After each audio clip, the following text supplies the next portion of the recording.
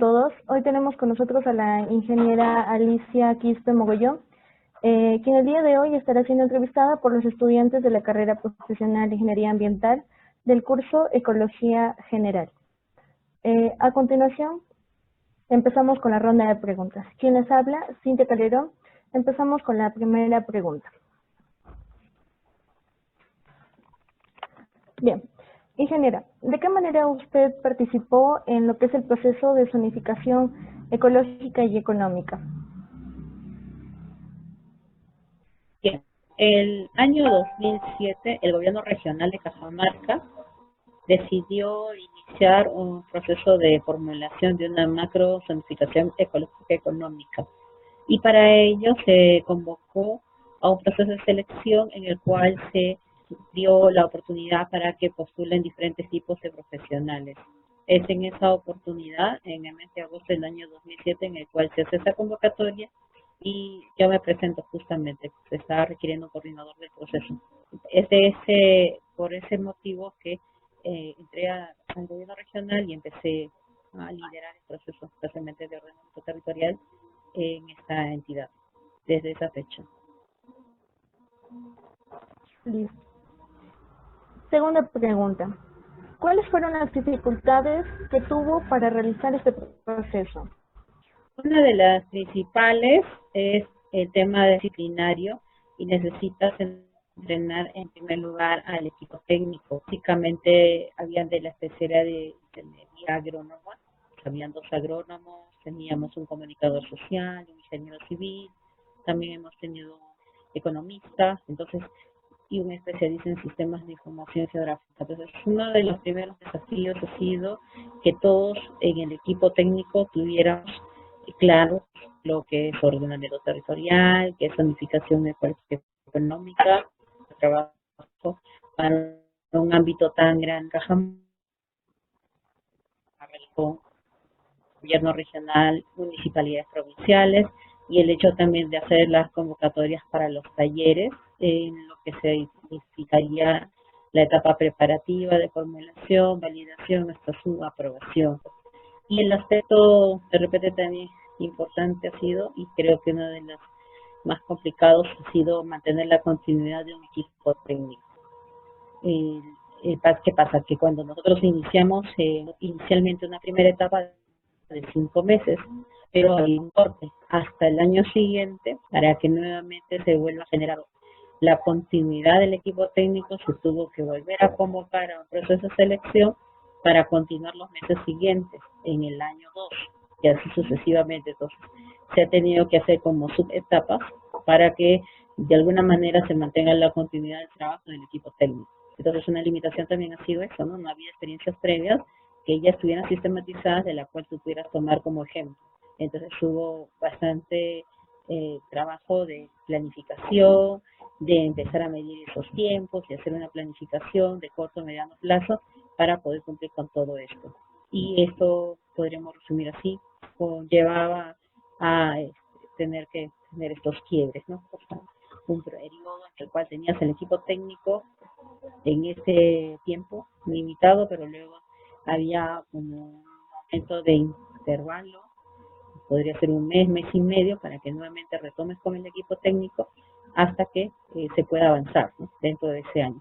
Ya esto fue básicamente el año 2007 y 2008 fue un poco más complicado, pero después del año 2009 en adelante ya se mantuvo el equipo técnico más constante, ¿no? O una mejor manera de establecer los vínculos entre lo que se asigna como meta y el cumplimiento de y a la par también la oportunidad de avanzar.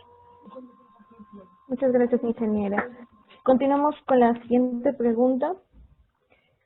¿Cuál es la importancia de este proceso en una región, específicamente en los ciudadanos? ¿En qué nos beneficia? Este proceso es muy importante porque de alguna forma te permite tener información de diferentes elementos o variables que tú tienes en el territorio. La dimensión biológica, física, que es la base para entender lo que pasa en un espacio territorial. O sea, necesito tener de partida saber qué tengo como potencialidad en el territorio.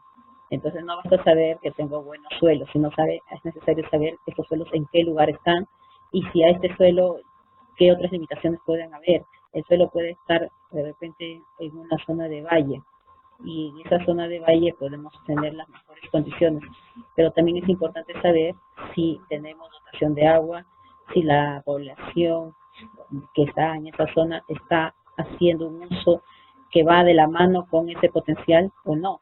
Entonces, ¿y qué otros factores van concatenados para que ese potencial se pueda usar en su mayor expresión?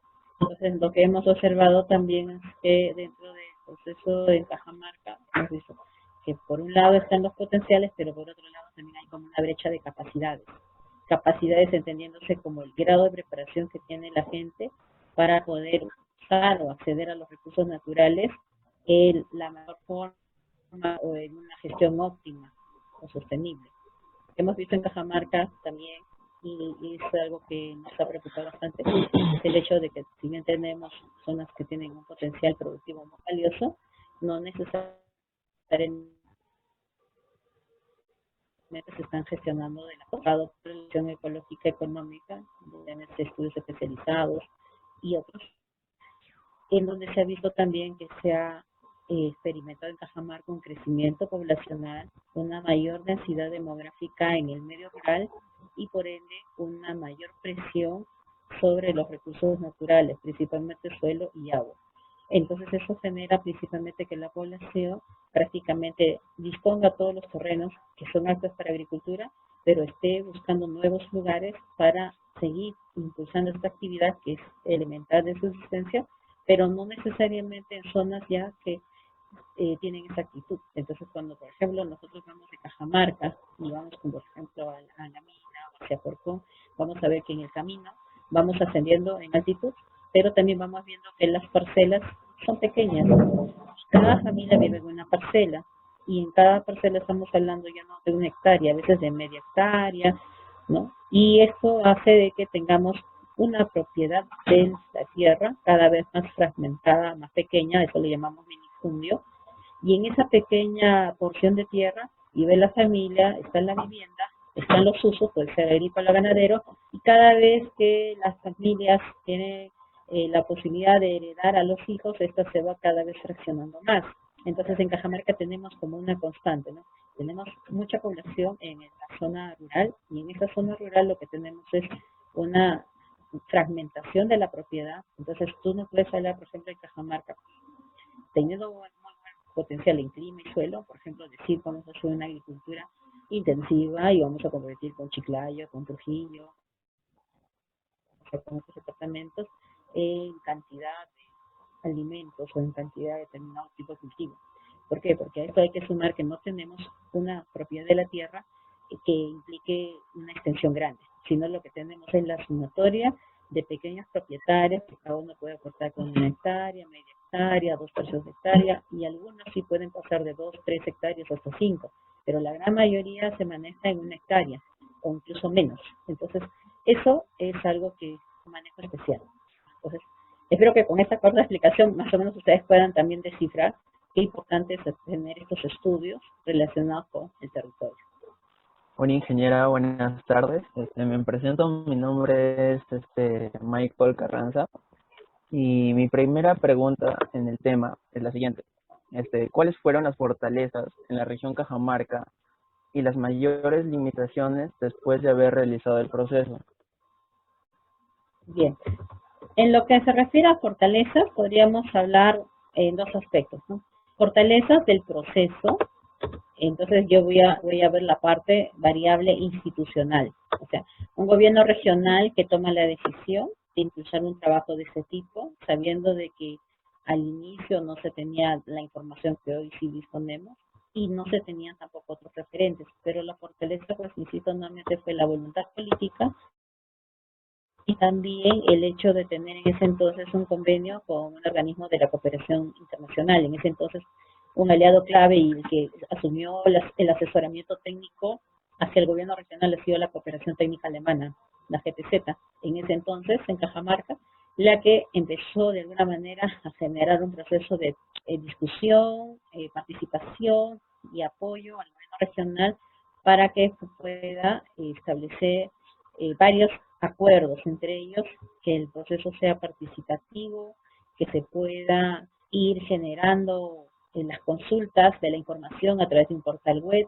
y otras tantas que han sido valiosas en su momento. Igual, también, por ejemplo, si hacemos un evento en Cajamarca en donde tenemos que hablar de algo del territorio, ¿cómo logramos traer a alguien experto que no esté necesariamente en Cajamarca, de repente está en Lima o está en otra zona del Perú, para que podamos discutir eso en Cajamarca? Entonces, esa en el aspecto de participación, el apoyo de la cooperación técnica, el traer expertos que complementen el trabajo del equipo técnico, superar algunas limitaciones económicas. Por ejemplo, si tú organizas un evento de capacitación, entonces las entidades públicas a veces tienen esta dificultad.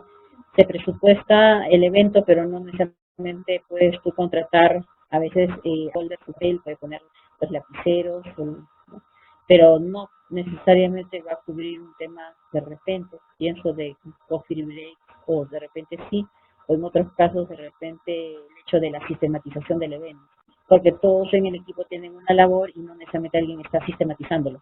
Entonces, cuando tú tienes otros aliados externos, entonces allí logras estos apoyos, ¿no? Para las reuniones o la asamblea de tal fecha donde convocas a tales autoridades, entonces puedes cubrir esos gastos logísticos cuando tienes esta sumatoria de aliados que están de acuerdo con que se impulse un proceso de este tipo en donde se genera información para la toma de decisiones. Entonces, por ese lado hay esas fortalezas, ¿no? Entonces, siguiendo la otra pregunta, sería, en base a las limitaciones de la región Cajamarca, ¿cuáles son los proyectos que se implementaron? Ya, todo que impulsa el gobierno regional. Bueno, en la zonificación ecológica económica y la formulación está prácticamente empezó en septiembre del año 2007 y culminó en diciembre del año 2010. Entonces también hubo básicamente la oportunidad de terminar este estudio, aprobarlo con ordenanza regional y se buscó la forma de que esto sirva de apoyo también a otros procesos que estaban en curso. Entonces, ¿qué estudios se han de alguna manera visto enriquecidos con los aportes de la zonificación, con estas fortalezas? Y podríamos mencionar a muchos, ¿no? Entre ellos el Plan de Desarrollo Concertado, hemos hablado también de un programa regional de poblaciones, el Plan Vial Departamental y otros estudios, ¿no? Más detallados. Incluso toda la estrategia del área del medio ambiente y recursos naturales se apoyaron con los estudios del ZE. Una experiencia muy importante que se realizó en los primeros años ha sido un proyecto de CARE Perú, una ONG que estuvo en Cajamarca. Este proyecto se llamó Compensación Equitativa por Servicios Ambientales Hidrológicos, las siglas CESAT. Y este proyecto lo que ayudó fue a gestionar en un espacio pequeño de la cuenca Jequetepeque, principalmente ya hablamos ya de una microcuenca, allí se trabajó directo con centros poblados de un sector del Jequetepeque, en donde se vio y se tuvo una información de partida, o sea, un antes, y después de los 5 años que duró ese proyecto, se tuvo un resultado y ha sido un después de la intervención. Entonces, proyectos de ese tipo son los que ayudan a poder tener una aplicación útil y valiosa del ZE. Entonces, ¿cómo participó el gobierno regional en un proyecto que impulsaba la ONG CARE con el apoyo de la WWF, que es una entidad internacional de cooperación en temas de biodiversidad? Fue básicamente en el aspecto de el apoyo con la recuperación de bosques naturales, el apoyo con el tema de reforestación de zonas ya degradadas. Entonces se suman los esfuerzos de diferentes entidades para poder trabajar de manera conjunta y mejorar las condiciones de vida de un sector de la población. Solo que estos proyectos demandan tiempo y demandan costos, pero son proyectos integrales que tienen impacto en la población. Este proyecto logró no solamente ganar tierras a la deforestación, o sea, hubo un estudio donde se vio que había una deforestación de especies en la zona de la ladera media. La gente en la zona rural consume mucho la leña, entonces cuando tú necesitas leña, ¿qué haces? Vas y buscas en lo que está más cerca, te vas a los matorrales, a los bosques bajos, pero empiezas a extraer la leña y sin darte cuenta estás deforestando y terminas a la larga, en la sumatoria de años, quedándote sin bosques naturales. Ahora, si tú quitas la cobertura boscosa, ¿qué vas a originar aquí? En ese territorio ya no hay humedad, o sea, entra el sol, no hay mucha cobertura vegetal, se disminuye la evaporación y por lo tanto no hay un retorno de humedad dentro de lo esperado. Pues conforme avanzas con ese proceso, deforestas más, hay menos humedad, entonces menos formación de, en este caso, vapor de agua, que ayuda finalmente a que esto se condense y forme las nubes. Entonces, cuando generamos este proceso de quitar la cobertura boscosa, a la larga lo que estamos haciendo es también restar la posibilidad de tener unas lluvias más frecuentes. Entonces, nuestras lluvias también se van haciendo cada vez más espaciadas y encima te viene el efecto de la radiación solar. Entonces, todo eso conlleva a que los suelos se compacten, se pierde la cobertura principal y empiezan las lluvias y nuevamente hay erosión. La erosión que produce pérdida de la fertilidad de los suelos. Y por lo tanto la gente tarde o temprano tiene que salir del lugar, tiene que migrar porque ya no hay condiciones adecuadas en ese lugar. En cambio, cuando tú empiezas a intervenir con un proyecto y detectas que una de las condiciones es la gente está consumiendo leña, por ejemplo, entonces podemos hacer una alternativa. Sí, va a ser imposible que todos tengan de repente gas, pero puedes tú empezar a enseñarles a que implementen las cocinas mejoradas. No sé si han escuchado sobre las cocinas mejoradas.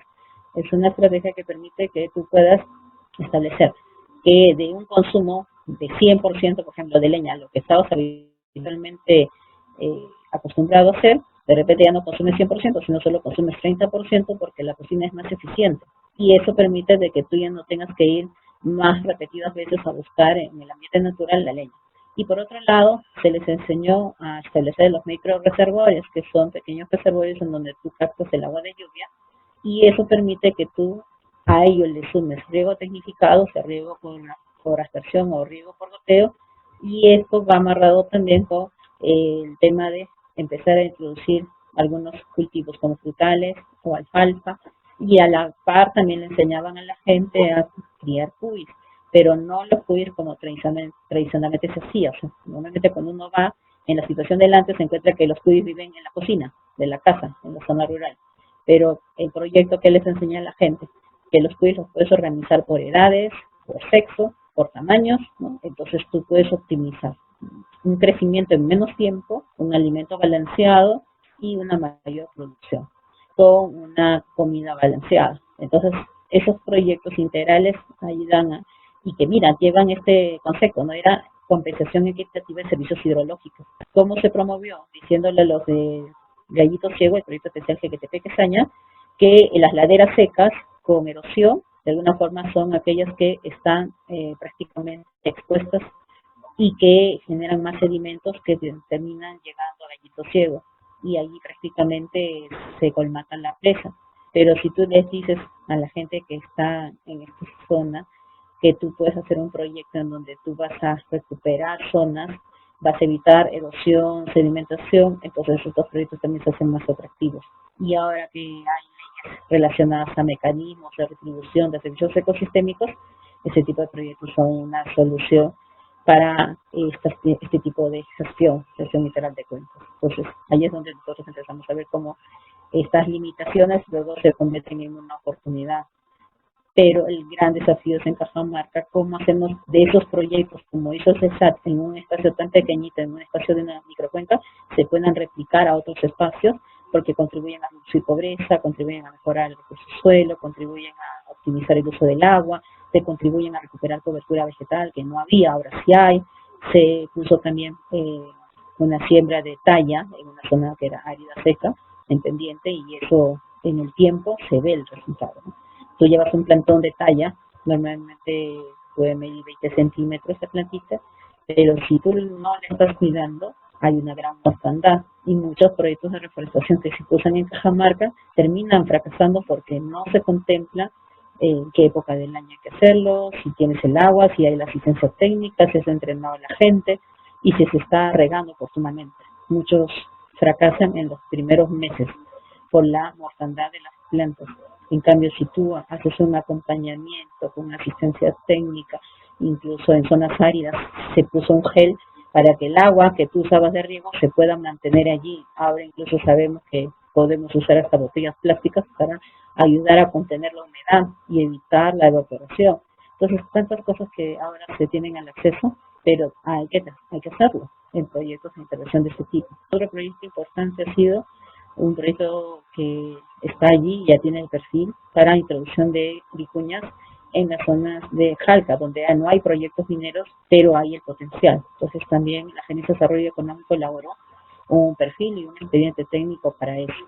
¿Qué está faltando en este momento? Decisión política, ¿no? O sea, que entre toda la cartera de proyectos y necesidades que tú tienes en el departamento, puedas elegir aquellos que te ayuden justamente a mejorar este equilibrio entre hombre y medio ambiente, hombre y naturaleza, ¿no? En la medida que no se tenga esa visión, no será posible, ¿no?, lograr estos impactos o resultados que uno espera. Bien, ahí terminamos. ¿Pasamos a otra? ¿O quieres complementar? Sí, comprendo. Tengo otra interrogante, la cual sería si conoce cuáles fueron las fuentes de financiamiento del ZE, y de ser así, nos podría nombrar algunas. Sí. Justamente dentro de lo que es el financiamiento del ZE ha sido recurso, se puede decir recurso propio del gobierno regional. Cuando se elaboró el proyecto de inversión pública, se estableció que más o menos podría costar 1.200.000. Entonces lo que hizo el gobierno regional fue comprometer recursos en los años del 2007 hacia adelante, partidas presupuestales para poder elaborar este trabajo. Pero también se requirió complementos, porque igual el 1.200.000 tampoco era suficiente para tener equipos técnicos, para poder comprar el hardware, que en este caso hablamos de un sistema de información geográfico regional. Entonces necesitábamos tener computadoras que ayuden a procesar imágenes satelitales. Las computadoras que ustedes usan normalmente en la universidad son computadoras personales, pero cuando nosotros empezamos a trabajar con imagen satelital, por ejemplo, es como si tú tuvieras en una sola imagen la sumatoria de como 1.000 fotografías. Ahí imagínate fotografías que tomas tú en tu celular, que puede pesar 4 megapíxeles. Una foto es fácil de llevar en un celular, pero ahora imagínate una foto estás tomando tú de una pequeña porción, de repente de un paisaje, de una persona. Ahora imagínate una imagen satelital que tiene que ver con 30 kilómetros por lado. Entonces la cantidad de información que tú recoges en una imagen satelital implica que tú tengas una gran capacidad de almacenamiento. Entonces una imagen satelital, una sola debe estar pesando más o menos 1 giga.2. Entonces esto es de una pequeña porción de territorio. Ahora a eso le sumas tú la cantidad de imágenes que tú tienes que tener y también la cantidad de espacio de almacenamiento. Pues ahí hablamos ya de estaciones de trabajo. El término técnico es una workstation, es una computadora muy potente, con gran capacidad de memoria, y también tienes que trabajar con licencias. Las licencias del software, por ejemplo, ArcGIS, se contactó con Telemática en Lima para tener el software ArcGIS, y no solamente ArcGIS Desktop, o sea que es el de usuario independiente, sino hablamos también de un ArcGIS Server, que es para servidor. Entonces el proyecto contemplaba también la compra de un servidor, la compra de estación de trabajo, la compra de computadoras personales para cada uno de los especialistas y la adquisición del software, las licencias. Entonces ya estamos hablando de cosas mayores. Entonces del 1.200.000, buena parte de ese proyecto, de ese porcentaje ha sido para equipamiento, computadores, software, terminal, todo lo que es servidor, todo lo que son estas licencias de GPS y otras cosas. Pero a la par también sirvió para pagar a los especialistas. Dentro de los especialistas no solo hemos tenido profesionales que han acompañado de iniciación el proyecto, sino, por ejemplo, hemos contratado a Wilfredo Toma, que es el mejor agrónomo que tiene Cajamarca hoy en día y que está vivo. O sea, lo bueno es que es una persona que ha trabajado desde la época en que se impulsó Granja Porcón, desde que los plantones de de pinos eran chiquitos, bebés. Estamos hablando de hace 40 años atrás más o menos, y es una persona que desde esa época ya estuvo vivo, conoció a Pablo Sánchez, seguramente me escuchó hablar de él, Isidoro Sánchez Vega. Bueno, el ingeniero Gustavo Comas, ahorita uno de los, podríamos el único ingeniero agrónomo con especialidad en edafología que ha sido integrante de nuestro equipo técnico, pero en la modalidad de consultor senior. No hemos tenido un ingeniero agrónomo dentro del equipo técnico, pero hemos tenido el apoyo de Wilfredo Comas para esta etapa de el tener el soporte de un especialista que se conoce todo Cajamarca, que sabe los tipos de suelo, la capacidad mayor, y ha podido apostar grandemente en este trabajo. Entonces sí hemos tenido estas sumas para que podamos tener un producto de calidad, ¿no? Acuérdense que estamos hablando de una macro ZE la escala es 1 en 250.000, que significa que por cada centímetro que yo veo en el mapa, en el terreno estoy hablando de 2,5 kilómetros cuadrados, ¿no? Así se entiende la escala 1 en 250.000, porque Cajamarca tiene 33.000 kilómetros cuadrados. Y si yo quiero imprimir un mapa de Cajamarca de 33.000 kilómetros cuadrados, necesito tener un plotter con capacidad para formato A0. Y los mapas normalmente, si los imprimimos de todo Cajamarca, nos terminan midiendo 90 centímetros de ancho por 1,5 metros de alto. Ese es el tamaño de los mapas de Cajamarca a escala de unos 250.000. Y esa es la escala que hemos usado para producir toda la información. Ingeniera, buenas tardes. Mi nombre es Giselle Rojas.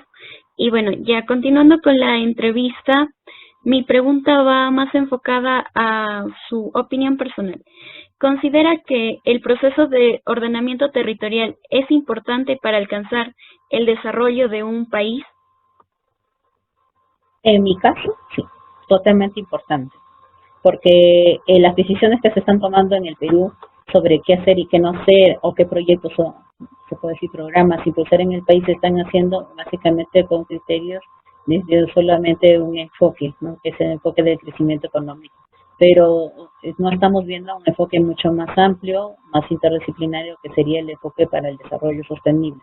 Entonces, si es que solamente tomamos decisiones basadas en el enfoque del crecimiento económico y no necesariamente del desarrollo, entonces terminamos generando estos desequilibrios. Continuando ya con la entrevista, ¿no? La siguiente pregunta es, desde su punto de vista, ¿qué medidas se deben tomar por parte del gobierno para mejorar un proyecto de ZE? Hoy en día es mucho más fácil. Por ejemplo, si quisiera hacer una zonificación a nivel de un gobierno regional, tienes más información que la que había hace 13 años atrás. Estamos ahora en 2020. Yo regreso 13 años en el tiempo y digo, en ese entonces no teníamos cartografía digital. Todos los mapas que se veían eran los mapas impresos o lo que se había generado gracias a ONED, RENA y otras entidades públicas. Pero hoy en día que ya se ha masificado el uso del Internet, que ya ahora todo es digital, entonces ahora tenemos también acceso a grandes bases de datos. Entonces yo creo que en esta época es mucho más fácil acceder a información digital, cartográfica digital.